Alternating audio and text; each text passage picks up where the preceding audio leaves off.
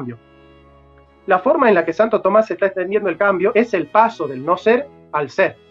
Y está diciendo Santo Tomás, nada puede pasar de no ser a ser, sino por un acto de ser.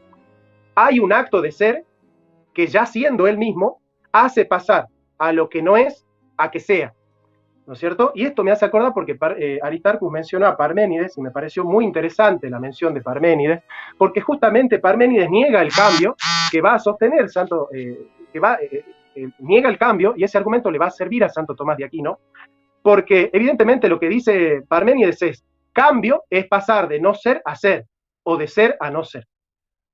Y ese paso es imposible, dice Parménides, y a mí me gustaría que nos tomemos en serio a Parménides porque él tiene razón. De hecho, la lógica se fundamenta en ese principio. Si nosotros concebimos nada, nada, absolutamente nada, no en materia negativa, no energía, no campo de ozono, si nosotros decimos que en un momento no hubo absoluta y auténticamente nada, pero nada de nada, Parménides dice, es absurdo que de la nada pudiera haber surgido algo. Es absurdo.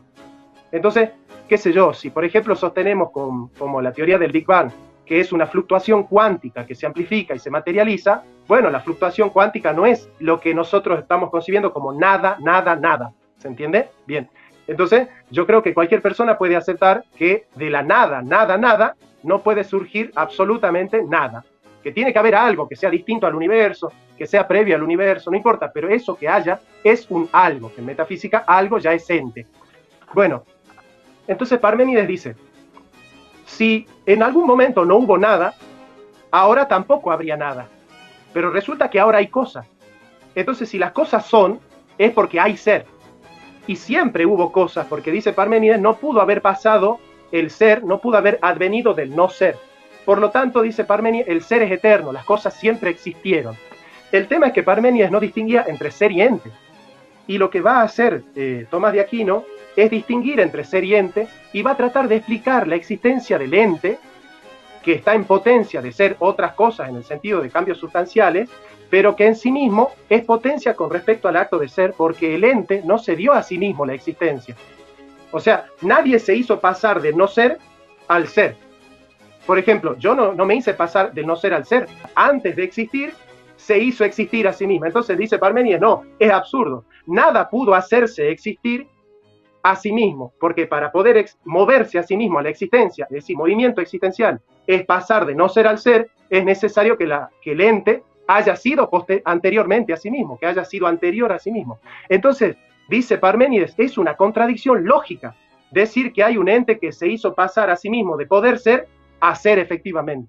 Entonces es necesario que haya existido un ser que haya hecho pasar al ente que estuvo en potencia a ente en acto. Y eso, dice Santo Tomás, es evidente porque nosotros no podemos encontrar en ninguna parte del universo algo que no pase de la potencia al acto, es decir, que no haya podido ser y después que sea efectivamente, o que pudo no ser y que después sea y que sea por sí mismo, es decir, que algo se haga pasar a sí mismo de potencia a acto. Entonces, lo que le interesa a Santo Tomás acá es efectivamente el ser, dar cuenta del ser del ente. La pregunta de Santo Tomás es, ¿por qué hay entes si pudo haber solamente el ser? ¿Por qué es que hay cosas que fueron movidas y que están ahí? Y entonces dice Santo Tomás, en De Veritate, cuestión 1.6, dice Tomás, Illud autem quod primo intellectus concipit quos notissimum et in quod concepit. Aquello que primeramente el intelecto concibe como evidente y en lo cual las concepciones todas resuelve, es ente, como dice Avicena en el principio de su metafísica. ¿Qué es lo primero que concebimos como más evidente? Por eso es la vía más clara y la más evidente. Que hay cosas. Digamos, hasta el más ateo recalcitrante de todos va a reconocer que hay cosas, que las cosas son, que las cosas existen. Bien, las cosas no se hicieron a sí mismas, no se hicieron existir a sí mismas. Las cosas no son causa de su propia existencia. Entonces, si hay un ser de las cosas, ¿quién hizo pasar a las cosas de poder ser a ser efectivamente? No pudieron ser las mismas cosas las que se hicieron a sí mismas pasar de poder ser a ser. Entonces hay un ser en acto que no tiene potencia, que no tiene limitación, que no está fragmentado, que nunca pudo ser, sino que siempre fue, y en esa eternidad Él tiene todas las perfecciones en acto, porque Él no se mueve, Él no puede ser otra cosa, porque Él lo es todo, en acto tiene todas las perfecciones. La potencialidad implica imperfección, y un ser imperfecto no puede ser acto puro.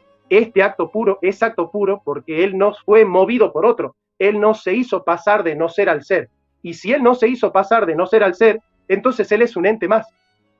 Entonces Él tuvo que tener un ser que lo haya pasado. Bueno, si toda la realidad es porque está siendo movida por un ser. Ese ser no puede ser a sí mismo móvil, porque si ese ser es móvil, entonces nunca vamos a llegar a la explicación de por qué hay cosas. Y lo que quiere Santo Tomás es explicar por qué hay cosas. Después el otro movimiento que va a desarrollar Santo Tomás es el de la entelequia, que es tener en sí mismo como potencia la finalidad perfectible que va a aparecer en la última vía. Pero, y acá cierro, en esta vía lo que está tratando de explicar Santo Tomás es el paso de la potencia al acto, y él dice, nada pasa de potencia a acto sino por un ser en acto. ¿Qué significa? Nada pasa de no ser a ser por sí mismo. La única manera de decir que Santo Tomás se equivoca en este aspecto es sostener dos premisas. Primero, que hay algo que no pasa de potencia a acto, por ejemplo, sostener que hay un ser que es puro acto. Y cuando ustedes sostengan que hay un ser que no pasa de potencia a acto, tienen que sostener que hay un ser que es acto puro. Y si ustedes sostienen que hay un ser que es acto puro, tienen que explicar quién es ese acto puro. Nosotros ya sabemos quién es. Y después ustedes pueden negar la vía de Santo Tomás diciendo, hay algo que se hace pasar de potencia a acto. Ustedes pueden decir lo contrario, pueden decir que yo conozco a algo que a sí mismo se mueve de potencia a acto, que no fue movido por otro, que no está siendo movido por otro. Entonces, por ejemplo, que Aristarco me diga, mira, Jonathan, la verdad que Santo Tomás se equivoca cuando dice que todo ente pasa de potencia a acto por un ser en acto, porque yo conozco un ente que se hizo a sí mismo pasar de potencia a acto y no necesitó para pasar de no ser al ser de otro ser en acto. Yo conozco ese ente y te voy a explicar cuál es. Estas son las dos únicas posibilidades serias y concretas de, habiendo entendido la primera vía de Santo Tomás, decir que las cosas no pasaron de potencia a acto, sino que estuvieron siempre en acto, y ese acto es acto puro, no potenciado, por lo cual sería difícil sostener que las cosas tengan una esencia, porque la esencia es potencia con respecto al acto, y la materia es potencia con respecto a la forma sustancial, o que hay algo que a sí mismo se hizo pasar de potencia a acto. Yo los dejo a los señores Aristarcus y Ateo Normal para que ellos puedan explicar cómo es que se puede dar cuenta de esta vía de Santo Tomás. Bueno, señores, los dejo. De acuerdo. A ver, en primer lugar, yo de hecho le pediría a Jonathan que no se ponga, que no se quite el micrófono, porque me gustaría intercambiar algunos puntos para ver si he entendido bien su posición.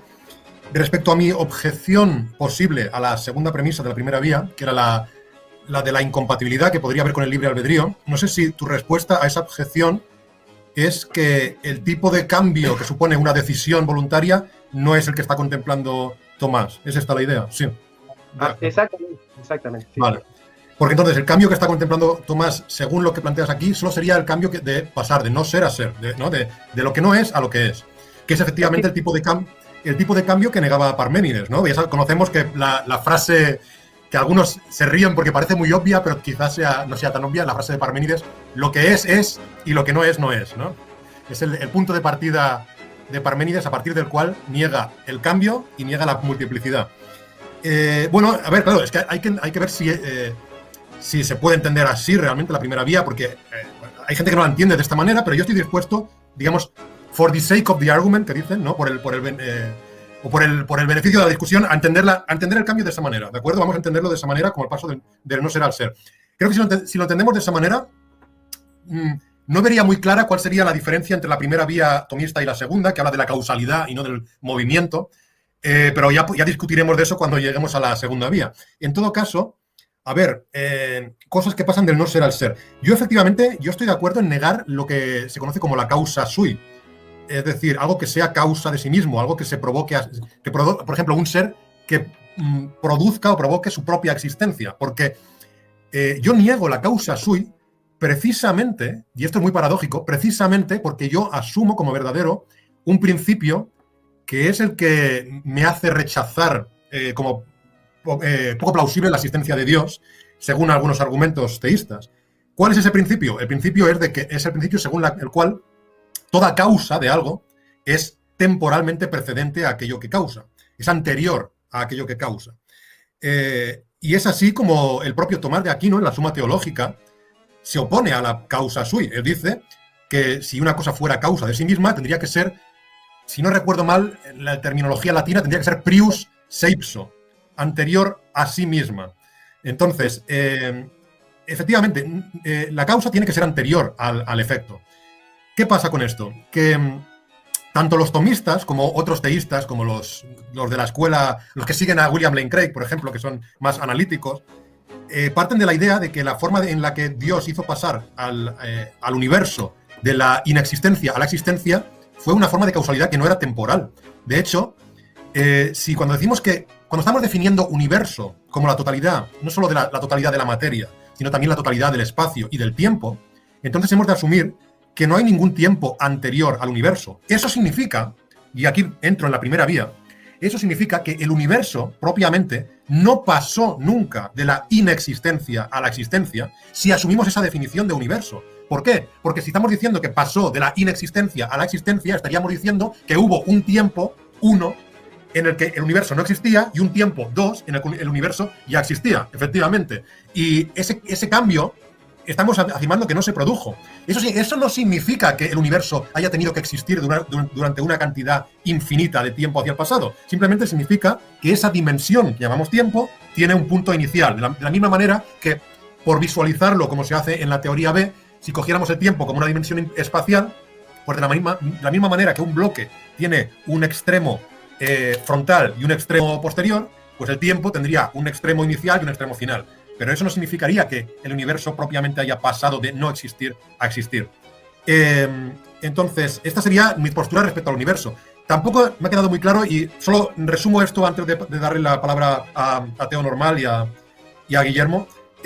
No me ha quedado muy claro, Jonathan, cómo defendías que en caso de que hubiera motores no movidos, o sea, cosas que son en acto y que no han pasado de la potencia al acto, ¿cómo defenderías que solo puede haber una única cosa y no varias cosas que sean en acto sin haber pasado de la potencia al acto? ¿Cómo defender la unicidad?